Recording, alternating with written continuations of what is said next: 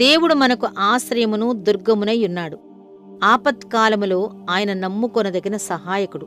46వ కీర్తన 1వ వచనం. మనం ఆపదలో ఉన్న సమయంలో సహాయం రాకుండా అంతా అయిపోయాక వస్తే దానివల్ల లాభం ఏమీ లేదు. ఒక నావికుడు పెద్ద తుఫానులో చిక్కుకున్నాడు. లంగరు ఇంటి దగ్గర ఉంది.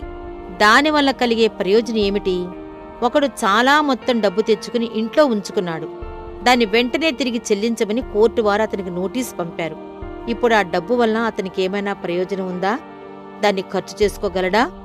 ఈ లోక సంబంధమైన సహాయకుల్లో నిజంగా అవసరం వచ్చినప్పుడు నమ్ముకోదగిన సహాయకులు చాలా తక్కువగా ఉంటారు. అది కూడా అత్యవసర సమయాల్లో వారిని వెతికి పట్టుకోవాలంటే వారు ఎక్కడో ఉంటారు. వారు మనకు ఉపయోగపడాలన్నా అందుబాటులో ఉండరు. ఒకవేళ అందుబాటులో ఉన్నా ఏదో 1-2 సార్లు మన ఆపదలో వారు సహాయపడగలరేమో కాని అస్తమాను మనతో ఉండి మన అవసరాలు తీర్చలేరు కదా. మన ప్రభువైన దేవుడు అలా కాదు. మనం వెతికేటప్పుడు మనకు అందుబాటులో ఉంటాడు. మనకు అత్యవసర పరిస్థితి కలిగినప్పుడు మనకు అందుబాటులో ఉంటాడు. ఆయన సహాయం పొంది సంతోషించిన తర్వాత కూడా మనకు అందుబాటులోనే ఉంటాడు. ఆయన నమ్ముకోదగిన సహాయకుడు. మామూలు సమయాల్లోనే కాదు, ఆపత్కాలములో ఆయన నమ్ముకొనదగిన సహాయకుడు. అత్యంత సన్నిహితుడైన స్నేహితుని కంటే ఎక్కువగా ఆయన మనకు అందుబాటులో ఉంటాడు. మన కష్టాల్లో మనతోనే ఉంటాడు. మనతో ఉండటమే కాదు, ఆయన మనలో ఉండి మనకు మనంగా చేసుకోగలిగిన సహాయం కంటే ఎక్కువ సహాయం చేస్తాడు. ఎందుకంటే కొన్నిసార్లు మన మెదడు సరిగ్గా పనిచేయదు. ఆ సమయంలో ఎలాంటి నిర్ణయాలు తీసుకోలేం.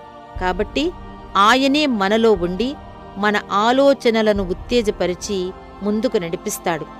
ఆయన ప్రతిక్షణం మనతో ఉంటాడు. ప్రభావపూరితంగా మనతో ఉంటాడు. మన సమస్యలను అర్థం చేసుకునే మంచి స్నేహితునిగా మనతో ఉంటాడు. అన్ని విధాలా సహాయం చేయటానికి ఆయన మనలోనే ఉండి మనకు ఎంతగానో అందుబాటులో ఉంటాడు. ఈ చలికాలం నీకు ఉత్తేజకరంగా లేకపోయినా ఆయన నీకు నమ్ముకోదగిన సహాయకునిగా ఉంటాడు. మనం ఆయనలో విశ్రాంతిగా ఉందాం.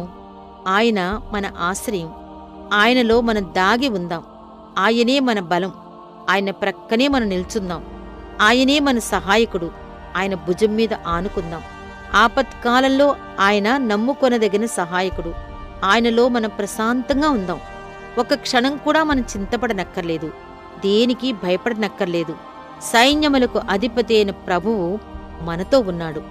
యాకోబు దేవుడు మనకు ఆశ్రయమై ఉన్నాడు.